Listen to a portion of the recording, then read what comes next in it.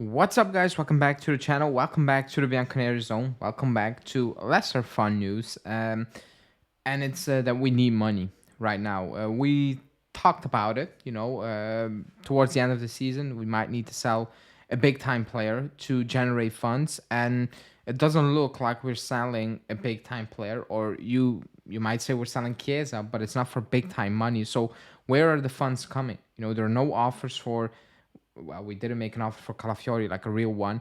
We have not made an offer for Colt Miners, who was a main target, and we don't know who's going to play on the wing. Are we going to sign a defender? Todibo is linked.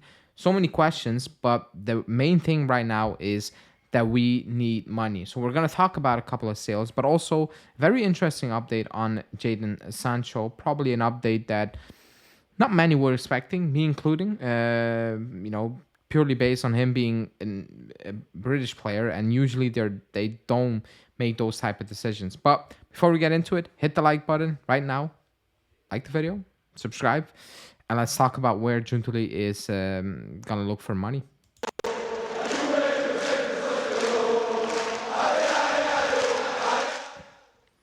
Okay, so before we go into Sancho, we signed Douglas Luiz, we signed Di Gregorio.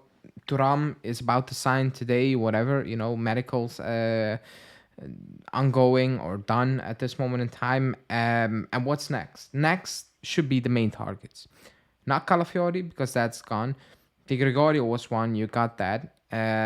Colt Miners is one, you don't have that. You actually don't have an offer. And that's purely based on the fact that, yes, we moved on Keane. You moved out Junior, who was not going to renew. You moved out Barrenechea, who was not really in the plans of moving out. But now comes the difficult part, as so many times. You have players like Arthur, and we'll talk about that. And I can see I messed up the graphic. My apologies. That's one of those players. You have McKennie, who is becoming an issue now for the club. Chesney, you signed Di Gregorio, but Chesney's still at the club. He's not going to the Saudi because they changed president, I think it is, and all deals that they were planning to do were off. You still have Chiesa waiting. You still have Kostic and Milik and De Sciglio and Rugani like flirting with a move. So you have so many things to figure out with so little amount of cash. So this update is from Mirko Di Natale, and it's about a player that is still at the club, Arthur, and Mirko Di Natale is saying that the club wants 50 million euros, which sounds like a stretch. If you see the pad he has at the club, that he's still at the club, his wages and all those things. Everton have shown interest, Newcastle, Roma, some Turkish side. His agent said, we know it's done. We know that we need to move on. We know that he's not in Juve's plans. Now it's about who is going to sign him. That will be a big win. If we get Arthur off the book, complete flop on all levels, on the pitch, off the pitch, money-wise, not his character or something. It's a complete flop, but that will generate some funds. That will get him off the books, and then follows the rest, Is there an offer for Milik, finally, What about McKennie? No to Aston Villa. Like, what is the plan? But the big one for Giuntoli is Chiesa, because he has an agreement with Roma, or like he knows an agreement with Roma is done in a matter of minutes, basically.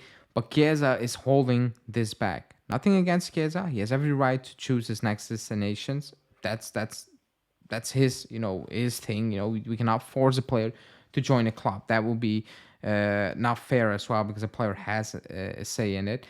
But he's holding it back because Chiesa's looking at it and being like, okay, all good at Roma, De Rossi sounds nice, I guess.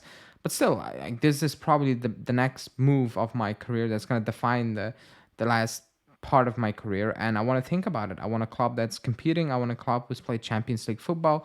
That's what he's thinking. Does he want to go to Roma? Does he want to stay in Italy and actually take a step back?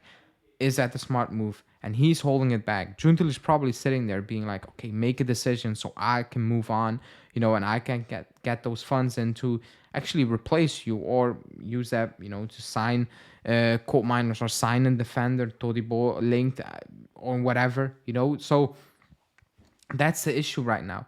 We need money, but for Giuntoli, it's very difficult to understand what he does. What does he need to do? Does he need to move somebody else? He doesn't really want to move out, but he has to, because if you want to get some players in, he needs to generate funds, and that is entering dangerous territory, in my opinion, because he can be forced, quote unquote, to sell a player he doesn't want to sell. Maybe like what happened with Barnechea, just to keep the Mercato going and, not lose out on targets. And then he might do that. And 5 days later, Chiesa's like, you know what? I will join Chiesa. I will join Roma anyway. And you're Giuntoli and you're like, okay. And I was sold a player I didn't want to sell, and I'm probably going to need to replace him as well. So it is timing that is very key for Giuntoli right now, and timing on offers coming in for the players he wants out. So it's not easy because you cannot force clubs to buy players. You cannot force players to join a certain club. It needs to come natural, and then when the interest is there, you can try to force things. But like, it needs to start from interest. It needs to start from a player willing to leave, a player willing to accept a certain destination. And a player who's waiting on us is Jadon Sancho, because according to Alfredo Pedula, he had important offers from the Premier League, Turkish side, and he's basically said no. He wants to wait on Juve because he believes in what the club kind of offered him, the package, whatever. So he's willing to stay. But even there, it's a weird situation where he needs to be back in training, but Ten Hag doesn't like him. He doesn't like Ten Hag, and Man U doesn't really want him in training, and he doesn't really want to go into training. So that's, if the club wants Sancho, that's something they can use. Okay, you don't want a player, we will take them off your hand, but you need to work with us. You need to be alone with an option or whatever, but you need to work with us. That's all and good and well, I guess, but we have the same issue. We have the same type of issue, like I said, with Chiesa. The club needs to move him out before they can say, okay, we can invest in Sancho or whatever. So it's a win-loss situation. It all depends on timing right now. Timing is, again, key. Will an offer come in? Will a player decide he wants to move?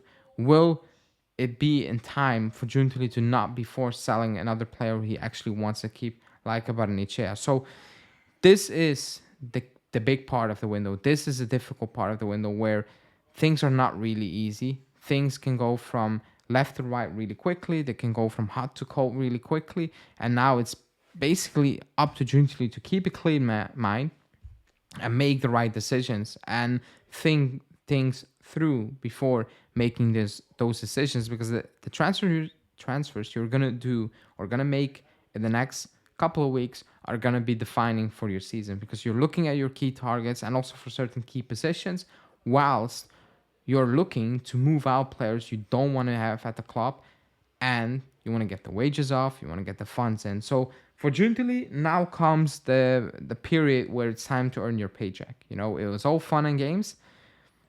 Now it's serious. So let's see. It could be some crazy weeks ahead.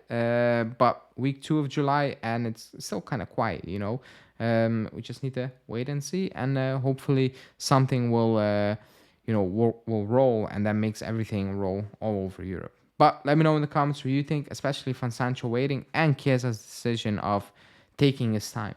Like the video, subscribe, and I will see you guys very, very soon. Ciao.